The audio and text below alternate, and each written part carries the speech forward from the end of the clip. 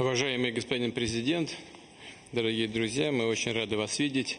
И хочу вас в начале беседы еще раз поблагодарить за ваше решение принять участие в мероприятиях по случаю 80-летия Победы в Великой Отечественной войне. Помню нашу конструктивную с вами и полезную беседу, когда в 2023 году вы впервые посетили нашу страну для участия в саммите «Россия-Африка» в Санкт-Петербурге.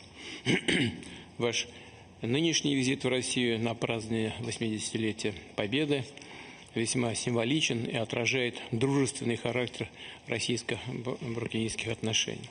Хотел бы вспомнить также и о вкладе вашей страны в разгром германского нацизма и его сателлитов.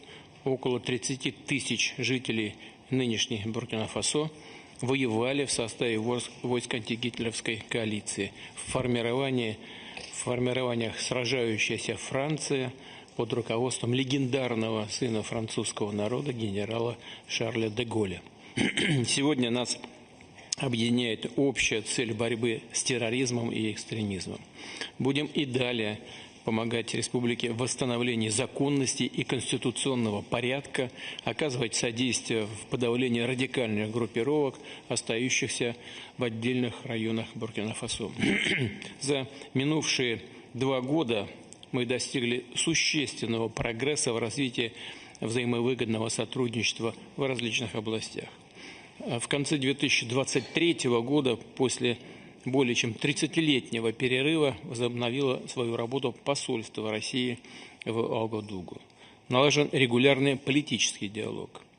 Хотя объем товарооборота пока еще очень скромный, но все-таки он увеличивается, и это хорошая тенденция, ее, конечно же, нужно сохранять. Предстоит совместно работать над дальнейшим укреплением экономических связей и диверсификацией взаимной торговли.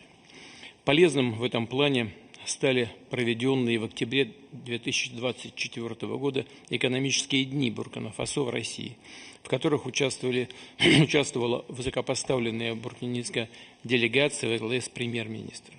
Прорабатывается вопрос о создании межправкомиссии. В конце прошлого года уже сформирована профильная рабочая группа. Будем и впредь помогать вашей стране в подготовке национальных кадров. В 2024-2025 годах квота российских госстипендий для буркинийских граждан увеличена более чем в 2 раза.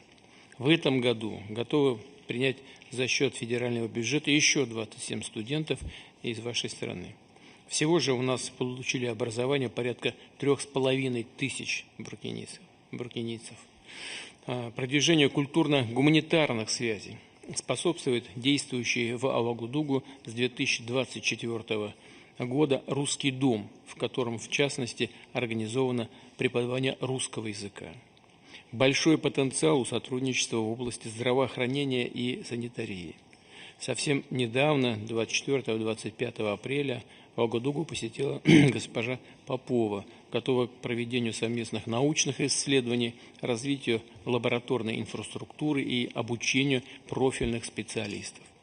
Приоритетное значение придаем и оказанию гуманитарного содействия Буркина-Фасо. В прошлом году направили вам на безвозмездной основе 25 тысяч тонн пшеницы. В этом месяце в Уагадугу прибудет крупная партия другого продовольствия. Ценим тесную координацию с Буркина-Фасо на мировой арене, в том числе в рамках Организации Объединенных Наций и других международных организаций. Новым полезным форматом взаимодействия стали консультации между Россией и Конфедерацией государств Сахеля. Первая такая встреча состоялась на уровне Минотдел в Москве в апреле этого года. У нас, мне кажется, хорошие есть перспективы по многим направлениям. Некоторые из них мы сегодня имеем возможность обсудить. Благодарю вас за внимание.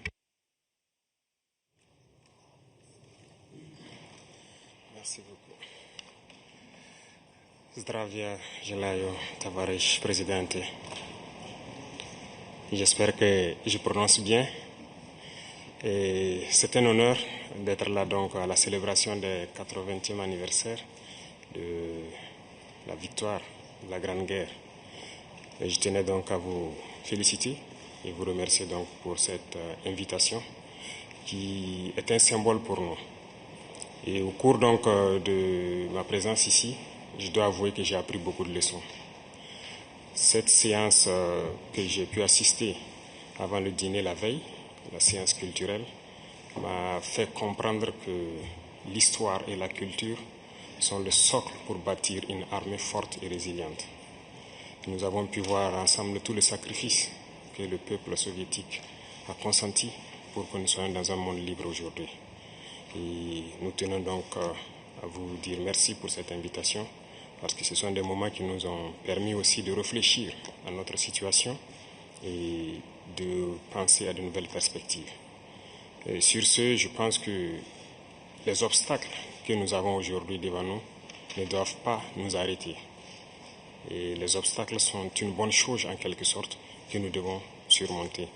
La preuve, je pense qu'avec toutes les sanctions contre la Russie depuis un certain temps, la Russie arrive à développer un mécanisme interne qui lui place donc au devant de la scène internationale. Et nous prenons bonne note de ces leçons que nous avons donc apprises ici. Et même au niveau de la parade, je tiens à dire que j'ai été émerveillé de voir l'enchaînement donc des engins qui ont défilé devant nous, notamment depuis le char mythique T-34 qui a gagné donc lors de la Grande Guerre jusqu'aujourd'hui au char moderne. Combien donc l'armée russe s'est modernisée, combien la technologie donc a participé à renforcer cette armée. Et dans ce cadre, nous souhaitons que la coopération que nous avons puisse se renforcer de façon exponentielle. Je vous remercie déjà pour tout ce qui est fait pour nous, notamment ces bourses d'études qui sont octroyées au Burkina et qui vont s'accroître. Et ce matin, j'ai visité donc l'université de chimie et je disais que le volet sur lequel nous allons axer après la défense et la sécurité, c'est le volet de l'éducation. C'est ce volet qui nous intéresse le plus, notamment les sciences. Il faut que la Russie puisse nous aider à former notre jeunesse, notamment dans le domaine des sciences, pour que nous puissions développer chez nous la machinerie, en gros. Que ce soit la machinerie qui va avec l'armée ou la machinerie qui va avec l'industrie. Parce que c'est à ce seul prix que nous pourrons nous développer au sein de l'Afrique. La guerre qui nous est imposée aujourd'hui, et nous pensons que ce n'est qu'une manifestation aussi du nazisme. Parce que le terrorisme qui est là aujourd'hui n'est pas du terrorisme, c'est de l'impérialisme. Ce sont nos terres qui intéressent ceux qui nous combattent. Et donc, finir avec cette guerre, avoir une armée forte et lancer le développement de notre patrie, telle est l'essence donc de notre combat. Et nous comptons sur vous pour surtout former nos cadres. Parce que la coopération, telle qu'on le dit, très souvent en Afrique, on aime avoir beaucoup de demandes. Nous savons que vous êtes dans une opération militaire spéciale. Nous comprenons tous les défis qu'il y a. Et le lendemain, qui est incertain pour le monde entier, nous pouvons comprendre ça. Donc nous ne serons pas là peut-être à demander beaucoup de choses, à demander de l'aide ou quoi que ce soit. Mais l'aide que vous pouvez nous octroyer, c'est surtout ce transfert de connaissances que nous voulons. Et donc nous souhaitons avoir plus de bourses et voir dans quelle perspective nous pouvons nous-mêmes donner des bourses à nos étudiants pour étudier ici. Et dans un troisième temps, comment est-ce que les universités ici peuvent se dupliquer au Burkina Faso, notamment celles que j'ai visitées. Et aussi, il y a beaucoup d'autres universités dans le domaine des sciences. Comment on peut les dupliquer au Burkina Faso avec tous les laboratoires nécessaires qu'il faut pour former de manière pratique nos jeunes et que nous puissions être donc au cœur de notre propre développement. Donc c'est la demande essentielle que nous avons actuellement dans le contexte que nous vivons pour pouvoir transformer tout ce que nous avons sur place, produire beaucoup de choses nous-mêmes et que le Burkina Faso soit un hub où beaucoup de jeunes Africains vont venir et apprendre aussi la science. Parce qu'ici en Russie, vous avez